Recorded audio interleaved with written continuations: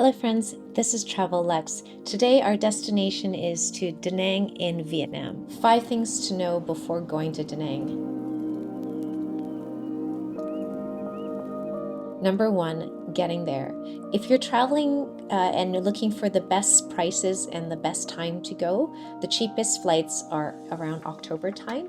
And if you book it on a Tuesday or Wednesday, you save about 5 to 10% on the flight tickets. So that's an option if you are looking to plan ahead to book in October, as well as to book on a Tuesday or on a Wednesday.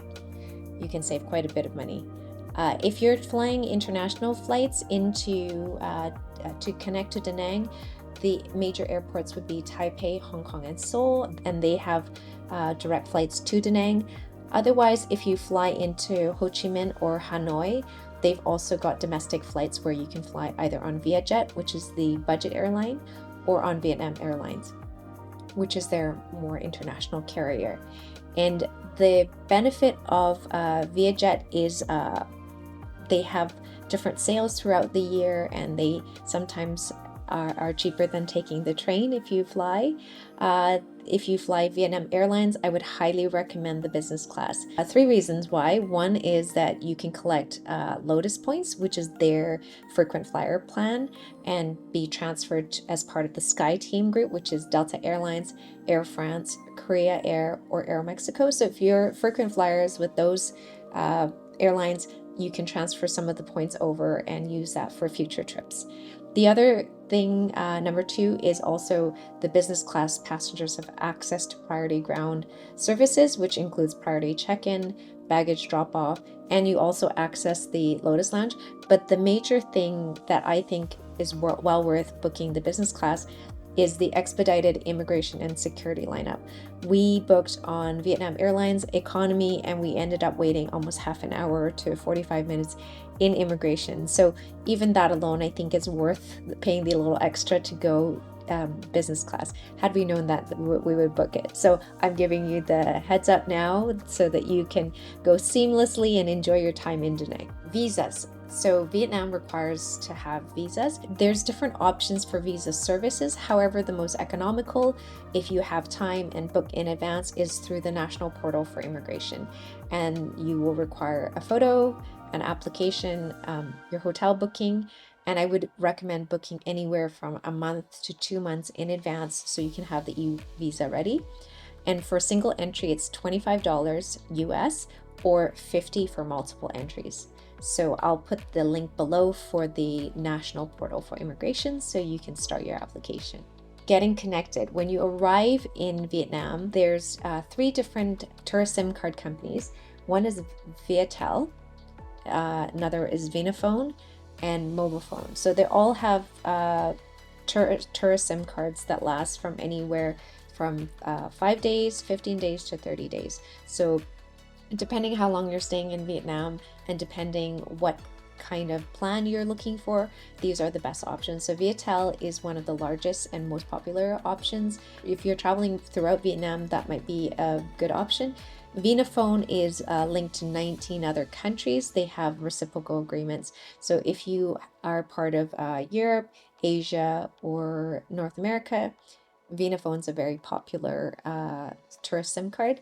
If you're looking for data, mobile phone is probably the best option, and they have some of the more affordable plans. So these are 3 options depending on how long you're staying and how much data you're going to be using, or if you're going to be making phone calls to the hotel or driver.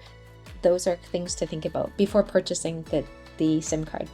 The other option, if you want to be prepared and have an eSIM card in advance, is to go to Airlio, and it's an eSIM card that you can purchase before going on the trip, and they range from 7 days to $13 Canadian, $25 Canadian for 15 days, and about $34 for 30 days. So if you're looking at, I would say the local carriers have a much more budget option if you have the time to line up after you come out of customs and immigration.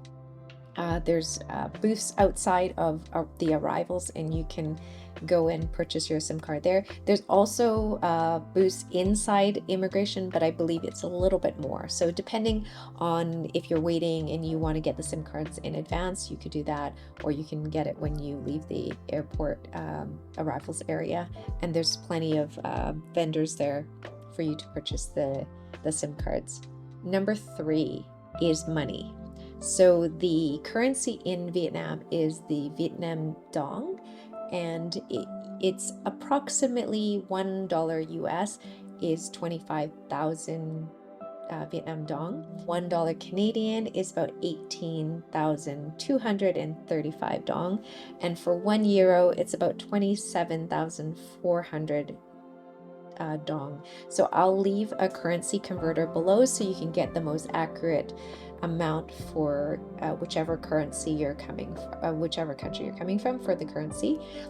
They also have ATMs on arrival, so when you arrive in the arrivals area, there's also bank machines. However, that being said, because it's so popular, when we arrived, some of the bank machines already were out of cash. So if you are going to be using it, make sure you have this symbol, the plus symbol, that you can use your ATM at the ATM locally. The conversion rate between the foreign exchange is depending on how much you're taking out. There is a foreign exchange fee, but it would be approximately, I don't think that there's too much of a change. So if, let's say for convenience sake, you could take the money out from the ATM.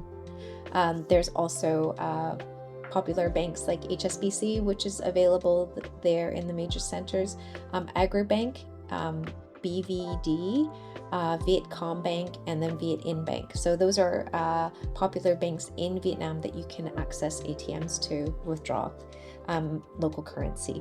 And I believe you can also select US if you want to take out US as well. Number 4, getting around. So getting around in Vietnam is quite handy if you download the app Grab. Grab is very similar to Uber and Lyft, and it's really widely used in Vietnam. And in Da Nang, when you arrive on arrival at the airport, you can grab a Grab taxi or Grab car and select it from the airport to take it to your hotel or accommodations. As well as once you're in town, you can also take scooters and motorbikes. Sometimes when there's rush hour traffic, the congestion, getting around in the scooter is much quicker than taking the cab or the cars. If you are staying in a local hotel and you want to go on an excursion, you can also arrange with the hotel for day trips for drivers to take you to Hue or Hoi An, which we'll cover in another video. And they're about an hour to 45 minutes out for day trips, and Hue is a little bit farther, maybe about 2 hours out. So you can arrange it with your hotel, and it ranges anywhere from $80 to $100 US for the day, and you'll have the driver, including towels and water, and they'll take you to the location for the day. And number 5 is location, where to stay. If you're looking for the hustle and bustle and want to be in the heart of the action, then staying in the city center is best, where there's the bars, the restaurants, and also the markets. So it's much more of the local feel. If you want a more quieter area, and Da Nang's also known for its beaches, so there's a number of luxury resorts along the waterfront area and the beachfront. So those are a little bit farther from the city center, but it allows you to have a much more relaxing stay, and it's also family friendly. So there's definitely a lot of options, which we'll cover in our video around hotels and accommodations. So we hope this was informative, and if you have any questions, please comment below and we'll try to get back to you as soon as possible. But we hope you enjoy your trip. Bon voyage!